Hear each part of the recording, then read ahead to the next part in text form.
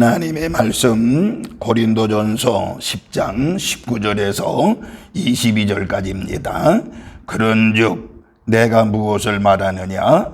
우상의 제물은 무엇이며 우상은 무엇이냐?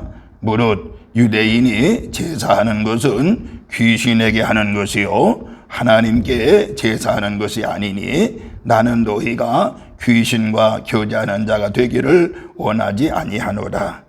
너희가 주의 잔과 귀신의 잔을 겸하여 마시지 못하고 주의 식탁과 귀신의 식탁에 겸하여 참여하지 못하리라.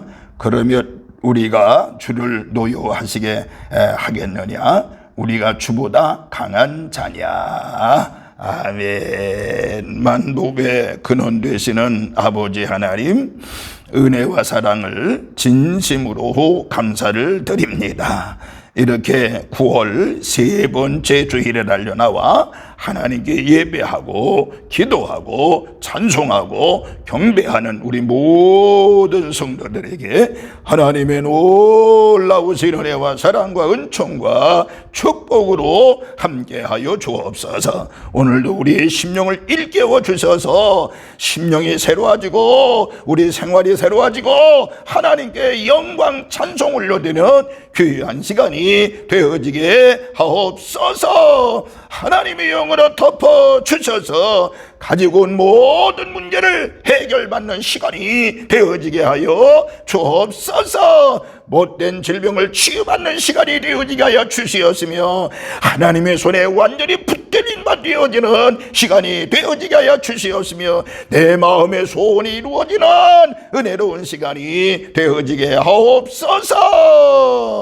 모든 영광을 하나님 앞에 올려드리면서 우리를 죄악 가운데서 구원하신 예수님의 이름으로 기도하옵나이다. 아멘. 아멘. 할렐루야.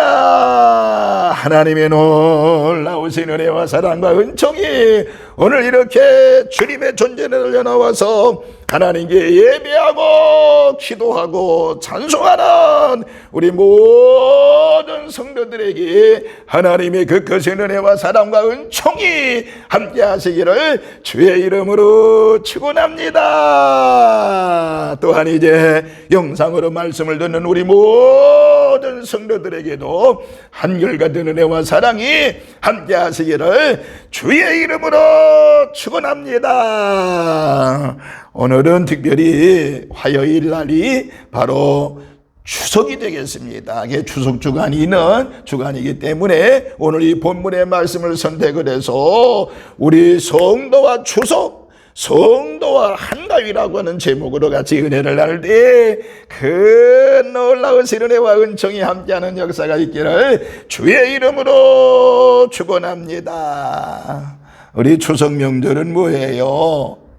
온 가족 식구들이 또 온 집안들이 모여서 이제 대화를 나누고 식사를 하고 하는 것이 바로 추석 명절입니다. 그래서 그동안에 살아왔던 이야기를 해가면서 준비한 음식도 먹기도 하고 음식을 준비하기도 하고 즐겁게 보내는 것이 바로 추석인 것입니다. 그래서 명절을 앞두고 보편적인 사람들이 추석 명절을 어떻게 보낼까 계획을 세우는 것을 알 수가 있습니다. 그러면 이 추석 주간에 저는 여러분들에게 간단하게 몇 가지 말씀을 드리고자 합니다.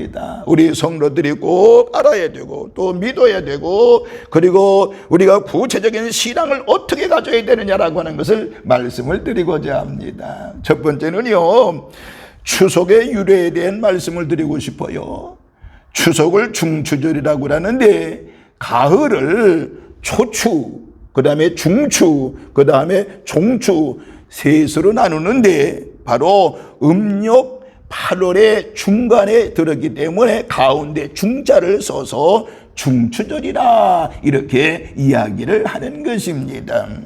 이 추석날에는 온 가족이 한데 모여서 음식을 장만을 하게 됩니다. 그리고 한 해 동안 풍년을 가져다 준 조상신에게 감사의 제사를 지냅니다. 그리고 같이 음식을 먹으면서 가정의 화목을 다짐을 하지요. 어떻게 보면 이 추석은요, 미국의 추수감사절과 상당히 유사한 점이 없지 않아 있는 것을 보게 됩니다. 그런데 우리가 분명히 알아야 될 것은요, 우리나라의 추석과 미국의 추수감사절의 차이는 어느 신에게 감사의 제사를 드리냐라고 하는 것입니다. 그러니까 미국의 추수감사절은 풍년을 가져다 주신 분이 하나님인 줄 알고 그 하나님께 감사 예배를 드리는 것이 바로 추수감사절입니다. 반대로 우리나라의 추석은 바로 뭐냐? 풍년을 가져다 준 신이 바로 조상이라고 생각해서 조상신에게 제사를 지내는 것이 바로 추석의 모습이지요. 오늘 여러분들 분명히 우리가 구분을 할 줄 알아야 되겠지요. 그럼 두 번째 이어서, 그렇다면 풍년을 가져다 주신 분이 누구냐라고 하는 것입니다. 우리 민족은 일찍부터 조상들이 세상을 떠나면 그들을 신의 반열에 오른다고 생각을 했습니다. 그래서 조상을 조상이라고 부르지 아니하고 조상신이라고 불렀던 것을 알 수 있습니다. 이런 조상신을 잘 모시는 것도 효도라고 생각을 했던 것입니다. 이렇게 조상신을 잘 모시면 후손들의 가정을 보살펴 준다고 생각을 했던 것입니다. 그리고 농사도 풍년 들게 하는 것이 조상신이라고 생각했습니다. 그러니까 조상신이 풍년을 들게 했기 때문에, 또한 가정을 잘 되게 했기 때문에 조상신에게 제사를 지내는 것입니다. 이런 이유로 인해서 우리 조상들은 조상신을 철저히 섬겼고요, 그 섬기는 최고의 행위, 중심되는 행위가 바로 죽은 조상에게 제사를 지내는 것이었습니다. 여러분, 그러나 분명히 알아야 될 것은 이스라엘 백성들은 뭐예요? 풍년이든 흉년이든 하나님이시라는 것을 알고 있습니다. 하나님께서 우주 만물을 창조하셨고 또 우주를 주관하시는 분이 우리 하나님입니다. 또한 이 세상의 주인이시며 이 세상의 주권자시며 이 세상을 주관하시는 분이라고 우리는 믿고 이스라엘 백성들은 믿고 있습니다. 우리의 생사업을 주관하시면서 인류의 역사를 주관해 주시는 것이죠. 그러니 당연히 농사에서 풍년이든 흉년이든 하나님이 하시는 거라고 생각을 했습니다. 우리의 사업이 흥하게 하시는 분도 하나님이시고 망해한 분도 하나님이라고 이스라엘 백성들을 섬겼다라는, 이스라엘 백성들은 그렇게 믿고 있었다라고 하는 것입니다. 자, 그렇다고 그러면 세 번째, 조상신에게 지내는 제사에 대해서 한번 말씀을 한번 들어볼게요. 그러면 성도에게 있어서 조상은 어떤 의미일까요? 물론 우리의 조상이 누구인가 하는 뿌리를 찾는 것은 좋은 이야기인 것입니다. 그러나 이 죽은 조상이 우리의 생사복을 주관하는 것으로 그렇게 신으로 섬기면 안 된다라는 것입니다. 이를 숭배하고 조상신에게 제사하는 것은 바로 우상 숭배라고 말할 수 있는 것입니다.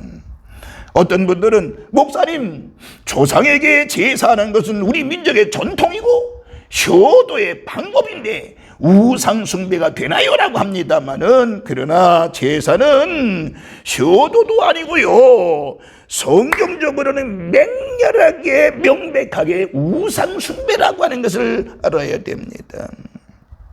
이 문제는요, 효도의 문제와는 차원이 다르다고 말씀드릴 수 있습니다. 효도는 살아계신 부모님께 하는 것이고요, 이미 돌아가셔서 이 세상에 없는 조상에 가는 것이 아니라고 하는 거예요. 그래서 우리 기독교에서는 조상신에게 제사 지내는 것을 우상 숭배라고 규정하고 있어서 금지하고 있다라고 하는 걸 아셔야 됩니다. 그래서 오늘 본문 20장 20절과 21절에 사도 바울은 대저 이방인의 제사는 귀신에게 하는 것이요 하나님께 제사하는 것이 아니니 나는 너희가 귀신과 교제하는 자 되기를 원치 아니하노라고 말씀하고 있는 것입니다. 그래서 천주교처럼 제사 지내는 것을 허용해서 하나님께도 예배드리고 귀신에게 제사 지내는 것은 하나님의 말씀을 거역하는 것입니다. 십계명을 정면으로 위반하는 우상숭배 행위가 되는 거예요. 우리 기독교인들은 분명히 알아야 되는 것입니다. 다시 한번 말씀을 드립니다마는 죽은 조상에게 제사는 결코 효도가 아니라고 하는 것입니다. 분명 그 제사는 종교적인 우상숭배라고 하는 사실을 분명히 알아야 됩니다. 그렇다고 하면은 결론입니다. 추석은 하나님의 은혜에 감사하는 절기가 되어져야 됩니다. 이번 2024년도 추석은 하나님의 은혜에 감사하는 절기가 되어져야 된다라고 하는 것입니다. 가을은 봄부터 여름까지 땀 흘려 가꾼 수고의 열매를 거둬들이는 축복의 계절입니다. 축복의 계절입니다. 가을에는 풍성한 수확의 기쁨을 누리는 것이지요. 이 풍성한 수확이 있기까지 수고한 농부들에게도 감사하는 것이고요. 특별히 이러한 풍성한 수확을 있도록 은혜를 베풀어 주신 하나님께 감사해야 되는 것이지요. 그럼 이번 이 추석을 당해서 우리가 어떻게 지내야 되겠습니까? 간단하게 세 가지 말씀을 드리면, 먼저 우리에게 구원을 베풀어 주신 하나님께 감사하는 추석이 되어져야 된다라고 하는 것입니다. 여러분들, 유교 문화에 젖어 있던 우리 민족은요, 명절 때가 되면 조상신에게 제사 지내는 어리석은 우상숭배의 죄를 범해 왔습니다. 그러나 하나님께서는 우리 민족의 큰 구원의 은총을 허락해 주었습니다. 따라서 이 구원의 큰 기은혜를 베풀어 주신 하나님께 감사하고 하나님의 자녀가 된 것에 대해서 또 영생을 누리게 되게 하신 것에 대해서 우리는 감사해야 된다라고 하는 것입니다. 그리고 천국을 기업으로 주신 하나님께 감사하는 우리 추석 명절이 되어지시기를 주님의 이름으로 축원합니다. 두 번째는요, 우리 가정을 지켜주신 하나님께 감사하는 추석이 되어져야 되겠다라고 하는 것입니다. 하나님께서는 올 한 해 동안 많은 어려움이 있었습니다. 하나님의 은혜로 말미암아 우리 가정을 지켜주시고 보호해 주셨다라고 하는 것입니다. 이건 부인할 수 없는 것입니다. 그러니까 오늘이기까지 평안하고 행복한 가정을 이룰 수 있게 해주신 이 은혜에 감사하는 추석이 되어져야 되겠다라고 하는 것입니다. 감사는 우리에게 하나님은 더 우리 가정들을 지키시고 인도하시는 은혜가 있을 줄로 믿습니다. 또 한 가지, 마지막 세 번째는 일용할 양식으로 채워주신 하나님께 감사하는 추석이 되어져야 되겠다는 것입니다. 시편 136편 25절에 모든 육체에게 주신 이에게 감사라고 말씀하고 있습니다. 또한 예수님께서는 주기도문을 통해서도 오늘날 우리에게 일용한 양식을 주옵시고 라고 기도하라고 가르쳤잖아요. 그러니까 여러 많은 감사 조건들이 있지만은 특별히 조상들에게 일용할 양식을 우리 일용할 양식을 우리들에게 양식을 공급해 주었습니다. 오늘도 여러분들 배불지 아니하고 배부르게 지낼 수 있도록 일용할 양식을 주신 하나님께 감사하는 추석이 되어져야 되겠습니다. 결론입니다. 여러분, 감사는 소유의 많고 적음의 문제가 아니라 우리 마음의 문제인 것입니다. 어떤 사람은 많이 가지고도 원망하고 불평합니다. 어떤 사람들은 적게 가지고도 감사하는 사람이 있습니다. 하나님께서 베풀어 주신 모든 은혜에 진심으로 감사하면서 영광 돌리는 우리 산돌의 모든 식구들 되시기를 바라면서, 특별히 이번 2023년도 추석은 진실로 조상에게 감사하는 것이 사는 것이 아니라 하나님께 감사하며 하나님께 영광 돌리는 추석이 돼서 한량없이 은혜 베푸시는 그 하나님의 은혜를 체험하는 우리 모든 성도들 되시기를 주의 이름으로 축원합니다. 이번 추석에 하나님의 은혜와 사랑이 넘치는 역사가 있을지어다. 할렐루야. 걸어가신 하나님 아버지요, 2024년도 추석을 맞이했습니다.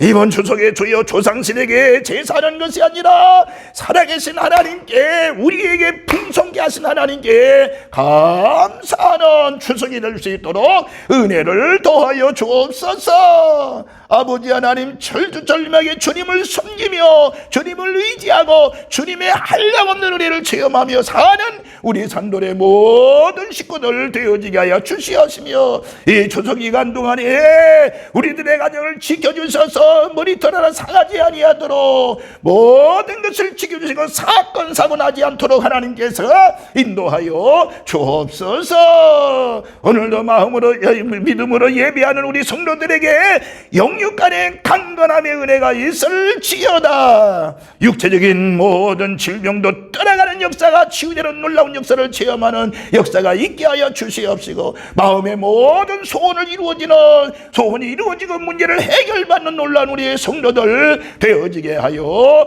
주옵소서. 감사를 드리면서 우리를 죄악 가운데서 구원하신 예수님의 이름으로 기도하옵나이다. 아멘. 아멘.